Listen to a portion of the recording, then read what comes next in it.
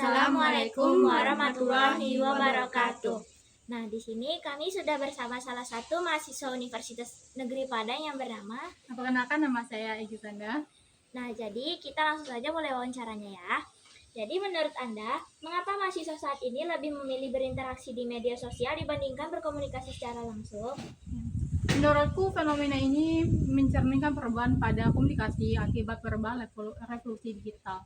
Media sosial menawarkan kecepatan, kenyamanan, dan ruang ekspresi tanpa batas. Namun, di balik itu, muncul kecenderungan.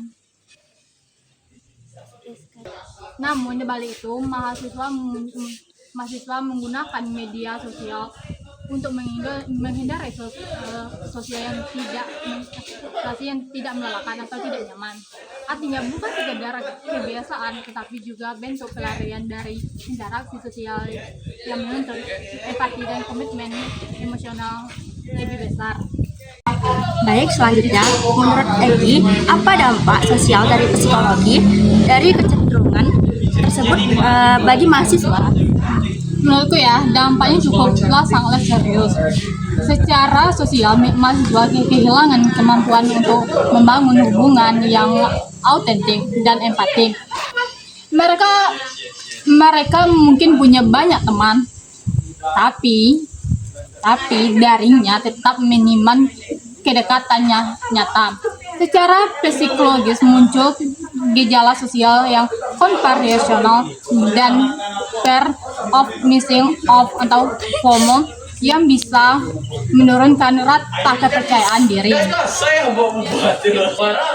Nah, akibatnya mahasiswa menjadi mudah cemas dan merasa kurang puas dengan kehidupan nyata mereka.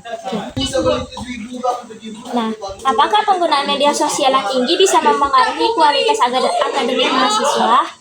Ya, secara tidak langsung waktu dan fokusnya harus digunakan untuk belajar secara teralih oleh konsumen konten yang tidak produktif. Lebih dari itu, media sosial membentuk pola pemikiran instan. Mahasiswa cenderung mencari informasi cepat tanpa mengalami konsep. Hal ini beresiko menurunkan daya kritis dan kemampuan analisis yang seharusnya menjadi ciri utama mahasiswa. Baik, selanjutnya, bagaimana media sosial membentuk cara mahasiswa memahami realitas sosial di sekitar mereka? Oke, media sosial membangun echo kamar yang ruangnya memperkuat pandangan sendiri dan membatasi perbedaan pendapat. Mahasiswa lebih sering berinteraksi dengan konten yang sesuai dengan keyakinannya, sehingga wawasan menjadi sempit dan kurang terbuka terhadap preventif dan lainnya.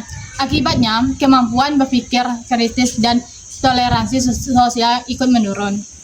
Menurut Egy, bagaimana pendidikan tinggi seharusnya merespon hal ini?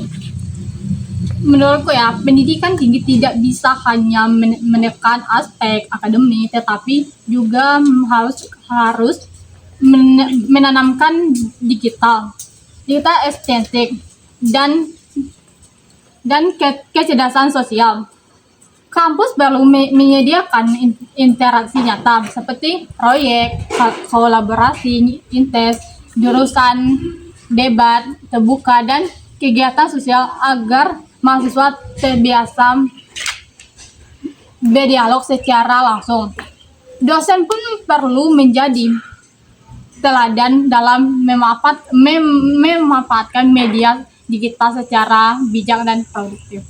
Baik, selanjutnya, apakah mungkin media sosial dijadikan alat untuk memperkuat interaksi sosial di dunia nyata? Sangat memungkinkan, asalkan penggunaan diarahkan secara kritis. Media sosial bisa menjadi sarana koordinasi kegiatan sosial. Berbagai ide penelitian atau membangun gerakan mahasiswa yang nyata. Kuncinya adalah kesadaran bahasa dunia digital hanya perpanjangan ruang sosial, bukan penggantian dunia nyata. Mahasiswa perlu diajarkan untuk menjadi menjadi teknologi sebagai alat membentuk, bukan ketergantungan. Menurut Egi, apa solusi konkret agar mahasiswa tidak terjebak dalam budaya individualistik digital? Oke, untuk solusi utamanya adalah pendidikan karakter digital, mengajarkan self-awareness, kontrol diri, dan tanggung jawab sosial dalam bermediasi. Selain itu, perlu dibangun budaya kampus yang menilai tinggi. Kerjasama langsung, misalnya, melakukan proyek terbatas komunitas.